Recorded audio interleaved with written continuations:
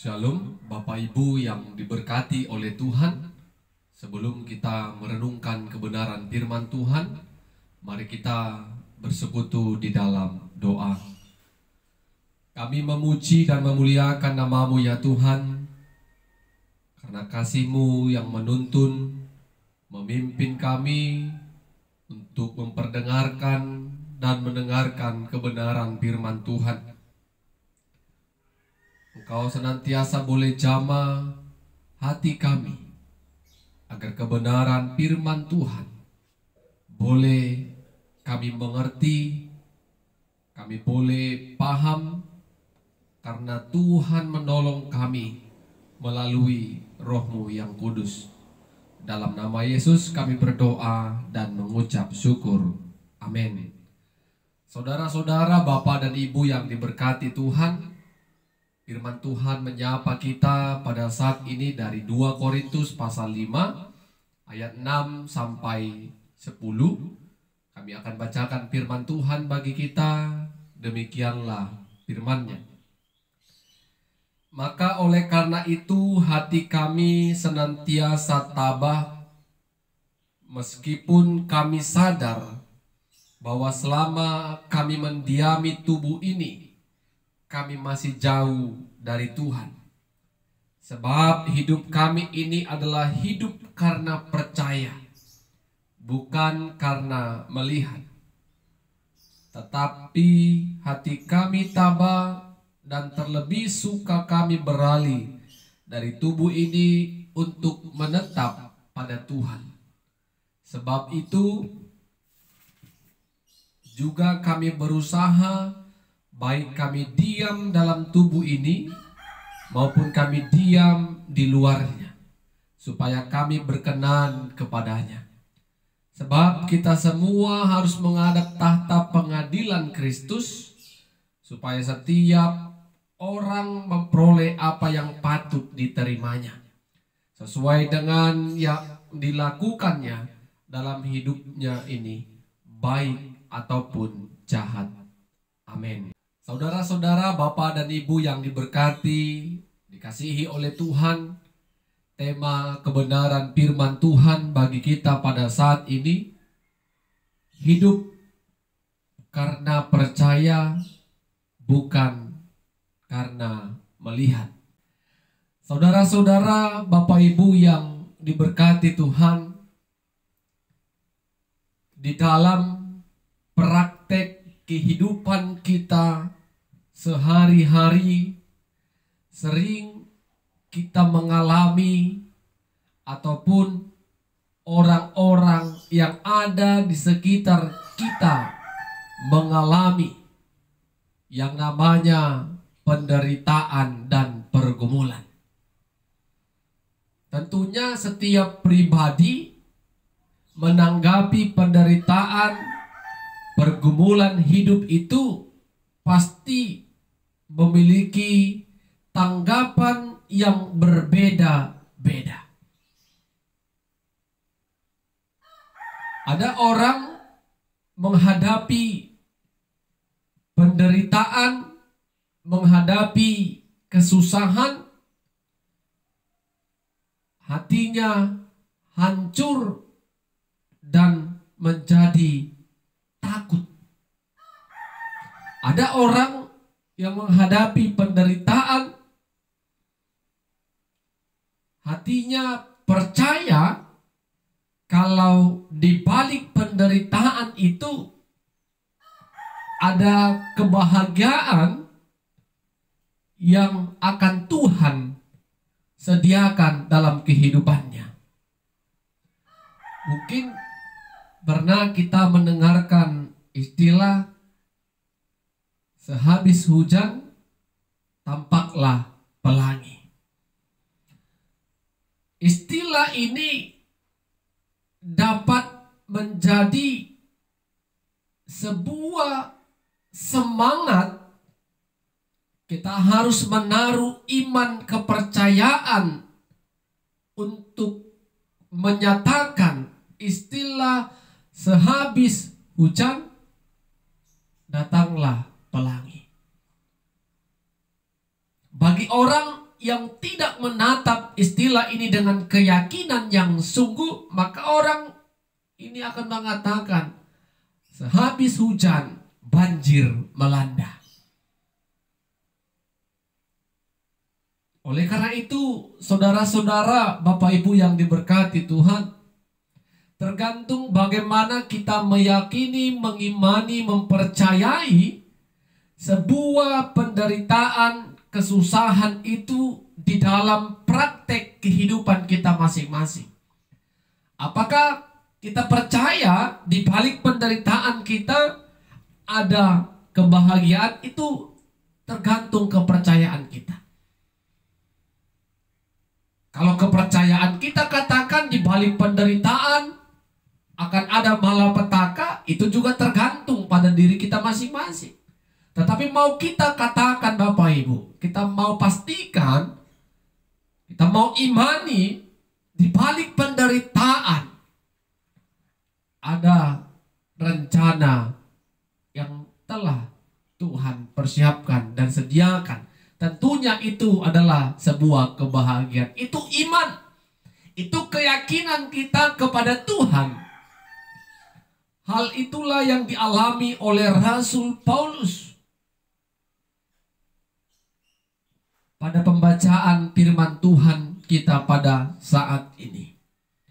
Walaupun Rasul Paulus hidup di dalam pergumulan, di dalam melayani Tuhan, tetapi Rasul Paulus katakan, hati kami tetap tabah. Dia bertahan dalam penderitaan situasi yang sedang dia alami. Karena imannya di balik penderitaan di dalam memberitakan Injil, ada kebahagiaan yang kekal yang dia akan dapatkan, yang dia akan terima, yaitu kerajaan Allah. Tentu bukan hanya Rasul Paulus sendiri, tetapi bagi setiap orang-orang yang menaruh hati, menaruh imannya kepada Kristus Yesus, kepada Tuhan dan Juru Selamat yang hidup. Dan Rasul Paulus saksikan kehidupan Rasul Paulus dalam menjalani dunia pelayanannya bukan karena dirinya melihat, tetapi karena Paulus percaya. Di sanalah terlihat imannya yang teguh yang dimiliki oleh Rasul Paulus. Rasul Paulus tidak melihat peristiwa kelahiran Kristus. Rasul Paulus juga tidak melihat dan menyaksikan peristiwa kematian Kristus di kayu salib. Bahkan peristiwa kebangkitannya pun Rasul Paulus tidak melihatnya.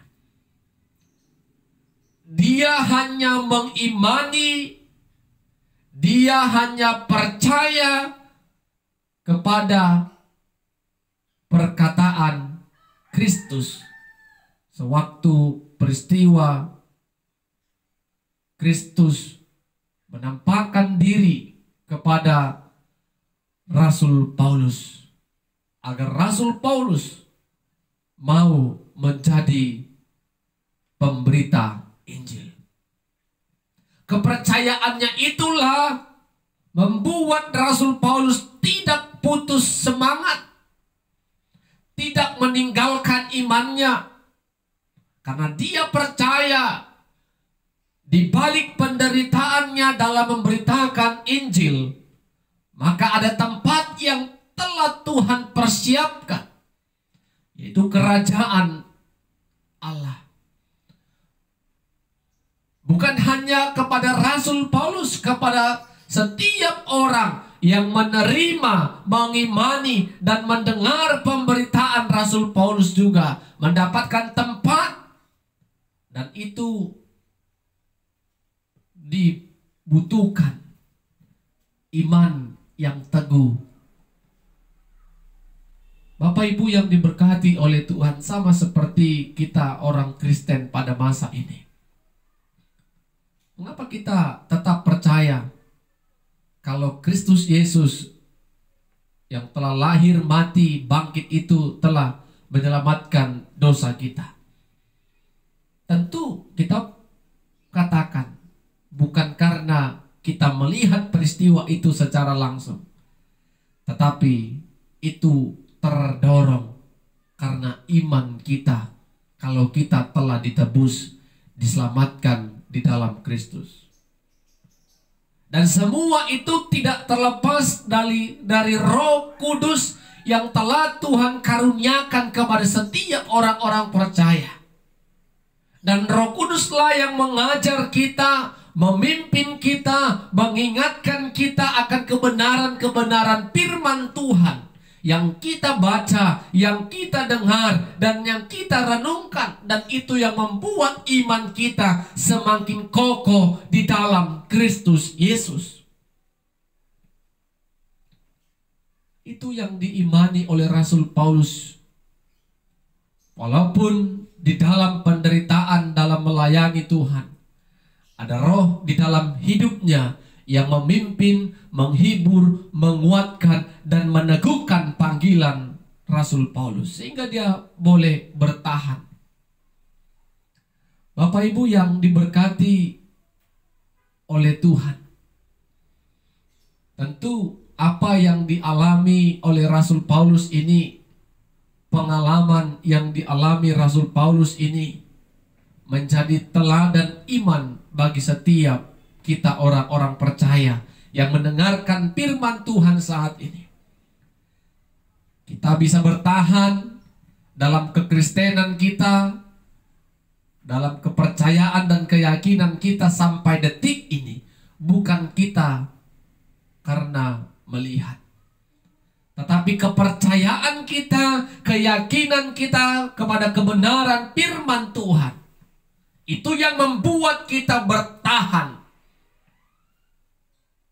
memegang teguh iman percaya kita kepada Kristus.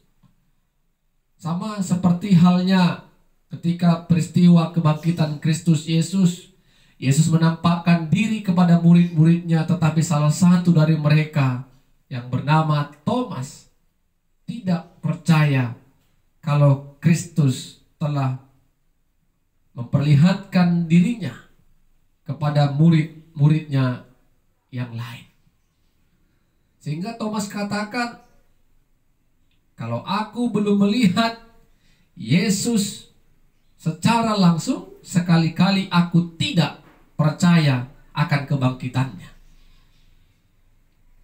Sehingga Yesus tampil kembali, memperlihatkan dirinya kalau dirinya sungguh menang melawan kematian dan sudah bangkit.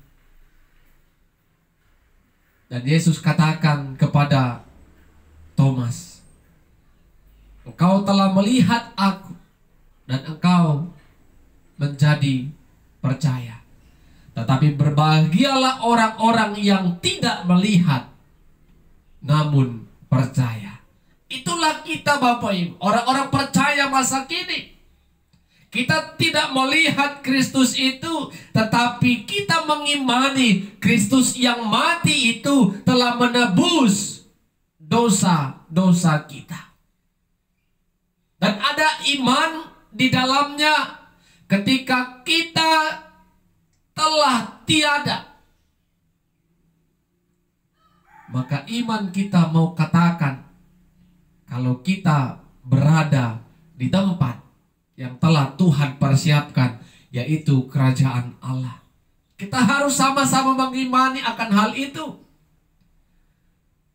Tapi ketika Rasul Paulus telah menyaksikan imannya kepada jemaat yang ada di Korintus dan kepada setiap kita pendengar firman Tuhan pada saat ini, dia juga katakan, kalau di kemudian hari Kristus Yesus akan datang sebagai hakim. Kedatangannya kedua kali akan mengadili setiap umat manusia. Tentu ini yang membuat orang-orang percaya tetap terjaga, memelihara iman kepercayaannya. Kalau memang kita mengimani Kristus sebagai Tuhan dan Juru Selamat, kerjakanlah keselamatan yang kita peroleh dengan melakukan perbuatan-perbuatan baik. Dan kalau kita melakukan perbuatan baik, itu juga lah yang akan menjadi jawaban ketika kita dihakimi oleh Kristus Yesus. Tetapi sebaliknya, ketika kita melakukan perbuatan jahat itu juga lah yang akan menjadi jawaban ketika kita dihakimi oleh Kristus Yesus.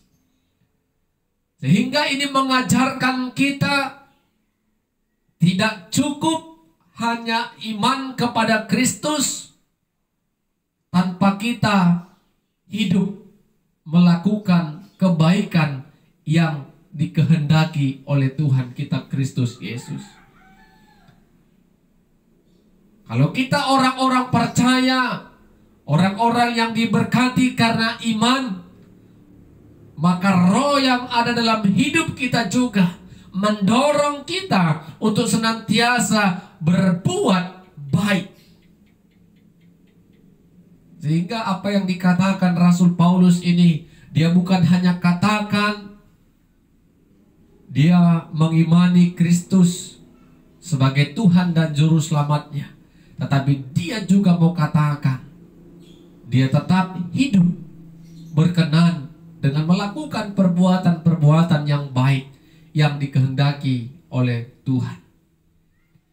Apa yang mau kita renungkan dari kebenaran firman Tuhan pada saat ini? Poin yang pertama, jangan pernah takut di dalam memasuki fase penderitaan, masa-masa kesulitan, masa-masa di mana pergumulan tak henti-hentinya menghampiri hidup kita. Kuncinya, jangan takut. Kita harus mengimani walaupun kita hidup menderita, ada Roh Kudus yang telah Tuhan karuniakan bagi setiap kita orang percaya. Sehingga roh itulah yang menghibur, menguatkan, memimpin, mengajar, dan mengingatkan setiap pribadi kita. Kita harus menaruh iman. Kalau kita tidak dibiarkan Tuhan di dalam kesendirian kita menghadapi tantangan hidup, sama seperti yang dialami, dirasakan oleh Rasul Paulus. Poin yang kedua, iman kita harus teguh kepada Kristus Yesus sebagai Tuhan dan Juru Selamat yang hidup.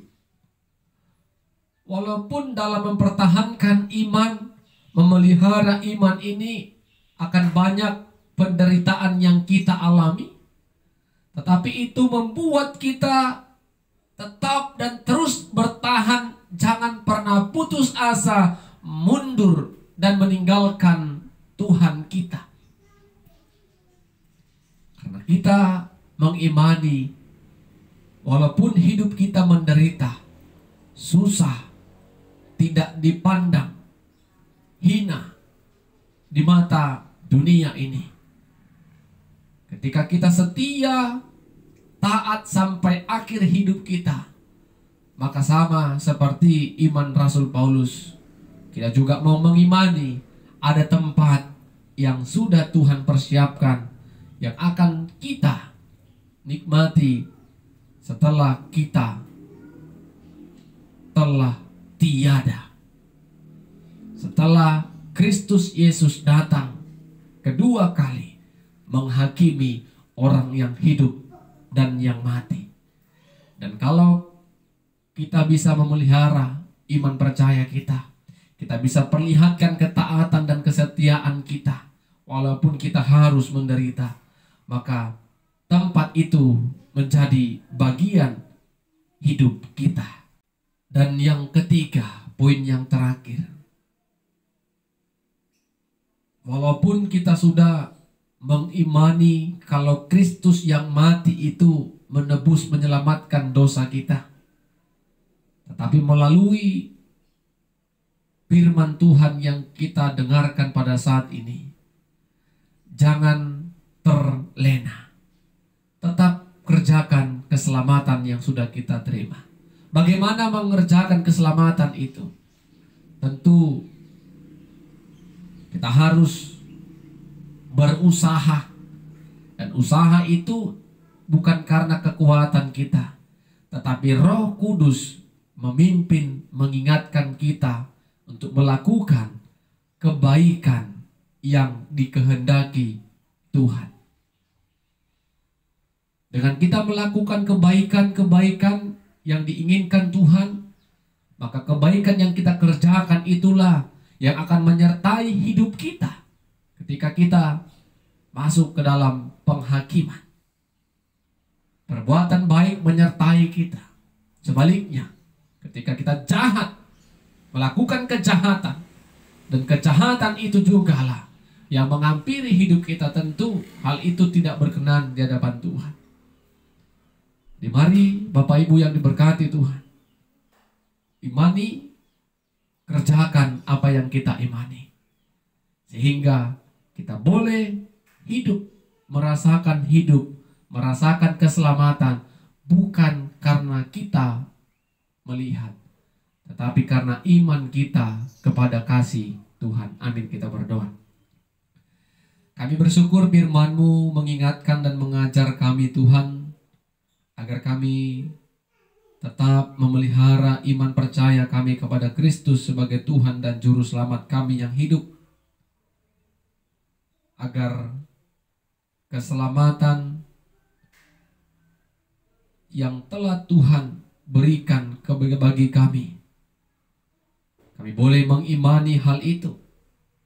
Dan tolong kami Tuhan melalui Roh-Mu yang kudus, agar ketika kami menerima keselamatan, kami juga ditolong, dimampukan Tuhan untuk melakukan kebaikan yang berkenan di hadapan Tuhan. Roh Kudus Tuhan menolong kami dalam melakukan kebenaran firman Tuhan yang sudah kami dengar. Dalam nama Yesus kami berdoa. Amin. Shalom Bapak Ibu, Saudara-saudara, Tuhan Yesus memberkati kita semua.